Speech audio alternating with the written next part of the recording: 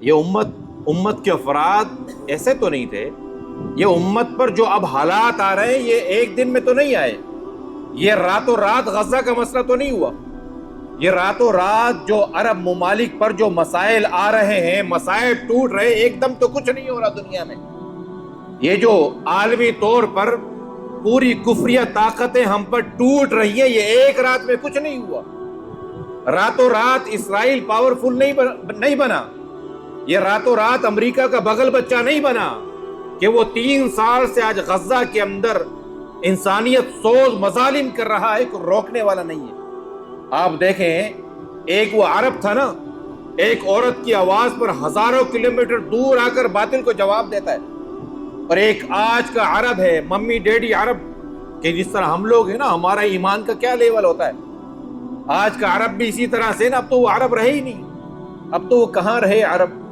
اب تو وہ اپنی اقوام، اپنی اقدار بچانا تو بہت دور کی بات ہے، جو ان کے اپنا تشخص ہے اسے وہ برقرار نہیں رکھ سکتے. آج ہم دیکھتے ہیں عالمی طور پر امت واحدہ کا جو تصور پارا پارا ہوا، اس میں جہاں بڑا کردار لیڈران کا تھا، وہاں بڑا کردار ان لوگوں کا بھی تھا جنہوں نے بڑھ کر اس قوم کی رہنمائی کرنی تھی، اس امت کو یکجا جمع کرنا تھا. ہم شاید یہ سمجھتے ہیں کہ یہ جو ہمارے خطوط ہیں، یہ جو ہماری سرحدات ہیں، اس کا اسلام سے تو کوئی تعلق نہیں ہے. یہ تو ہمارے ایک انتظامی مسئلے ہیں کہ یہ افغانستان کے ساتھ 2200 کا بارڈر، یہ ہندوستان کے ساتھ 1800 کا بارڈر، یہ ایران کے ساتھ 900 کا بارڈر، یہ ساری جتنی چیزیں ہیں تو انتظامی معاملات ہیں.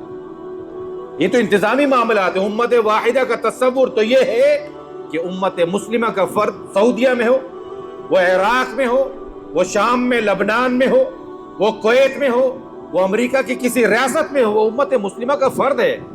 امت واحدہ کا تصور یہی ہے کہ جب وہاں پر اسے کوئی مسئلہ پیش آئے تو یہاں کا مسلمان تڑپے، اس کے دل میں بھی، اس کے بدن میں بھی اسی طرح سے تکلیف ہو کہ جس طرح سے وہاں پر اس مسلمان کو تکلیف ہو رہی. المسلم کجسد واحد، مسلمان تو ایک بدن کی مانند ہے. اذا اشتکا عین و اذا اشتکا کل، کہ جب آنکھ میں درد ہوتا ہے نا تو پورے بدن میں تکلیف ہوتی ہے. ایسا نہیں ہوتا کہ آنکھ میں درد شروع ہو اور دماغ کہے میں تو سو رہا ہوں، مجھے تو نیند آ رہی ہے. ایسا نہیں ہوتا. جب آنکھ میں درد ہوتا ہے، جب دماغ میں، سر میں درد ہوتا ہے، جب پیٹ میں درد ہوتا ہے، جب ہاتھ میں درد ہوتا ہے تو زبان کو ذائقہ سمجھ میں نہیں آتا، آنکھ کو دنیا کی رنگینیاں سمجھ میں نہیں آتی.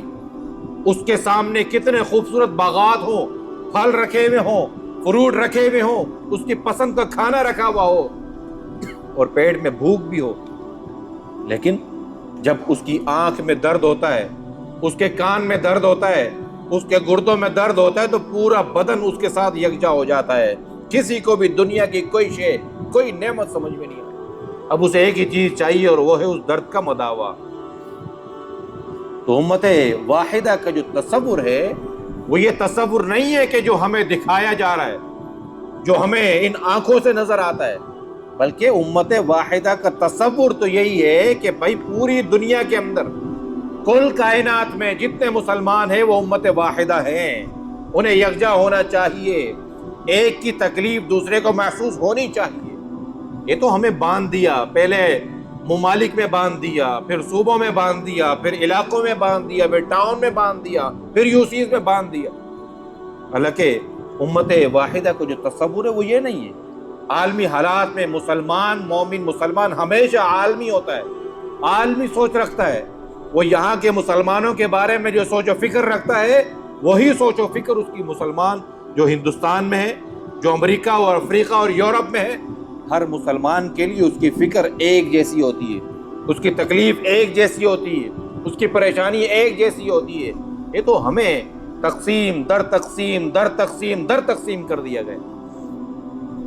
تو سمجھنے کی یہ ضرورت ہے کہ امت واحدہ، امت محمدیہ، اس کا اسلام میں حقیقی تصور کیا ہے، اسلام اسے کس نظر سے دیکھتا ہے. قرآن مجید کے اندر، قرآن مجید کی آیات میں اس امت کو کن الفاظ سے یاد کیا گیا ہے، اس بات کو سمجھنے کی ضرورت ہے.